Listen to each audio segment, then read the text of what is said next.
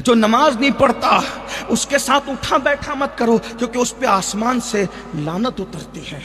اور سابقہ کتب میں لکھا ہے کہ بے نمازی جب رستہ چلتا ہے تو کیڑے مکوڑے اللہ سے کہتے اللہ ہمیں حکم دے اس بے نمازی غدار کو ہم ختم کر دیں۔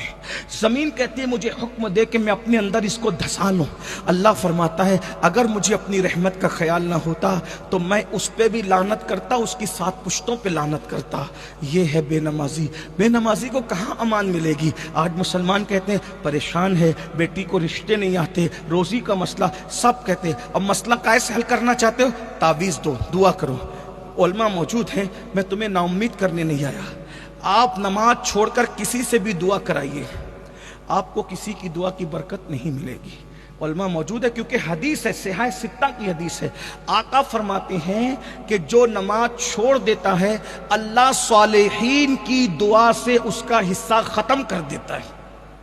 نماز چھوڑنے والے کو صالحین کی دعا میں کوئی حصہ نہیں ملتا۔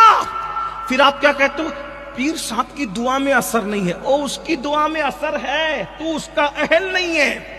ماں کی دعا میں اثر نہیں ہے، ماں کی دعا میں اثر ہے، تو اس کا اہل نہیں ہے، کیونکہ اللہ کے رسول نے فرمایا جو نماز چھوڑ دے گا اللہ نیکوں کی دعا سے اس کا حصہ ختم کر دے گا۔ پہلی بات تو تمہیں اور مجھے کسی کی دعا کی ضرورت بھی نہیں ہے۔ اگر نماز پڑھ لو نا تو آپ کو اور مجھے کسی کی دعا کی ضرورت بھی نہیں ہے، کیونکہ میرے نبی اتنی دعا کر چکے ہمارے لیے، اب ہمیں کس کی دعا کی ضرورت ہے؟ اٹھتے بیٹھتے چلتے پھرتے امت کے لیے دعا کی۔ حجۃ الوداع کے موقع پہ حج میں پہنچے تو ہاتھ اٹھا کے دعا کرتے کرتے تقاضۂ بشریت جب غالب آیا تو ہاتھ تھک گئے، تو پھر آپ نے ہاتھ نیچے کر لیا، مگر امت کے لیے دعا کرتے رہے۔ ہمارے نبی غلاف کعبہ پکڑ کر سجدوں میں کعبۃ اللہ کے اندر جا کر معراج پہ جا کے اللہ سے ہمارے لیے بہت مانگا ہے، سب کچھ مانگ لیا ہے، بس اس دعا کی برکت پانا چاہتے ہو تو نماز کی طرف آؤ، اور اگر نماز کی طرف نہیں آؤ گے تو اللہ کے رسول نے فرمایا، کیا فرمایا سنو، آقا فرماتے ہیں کہ جو نماز چھوڑ دے میں محمد اس سے بیزار ہوں،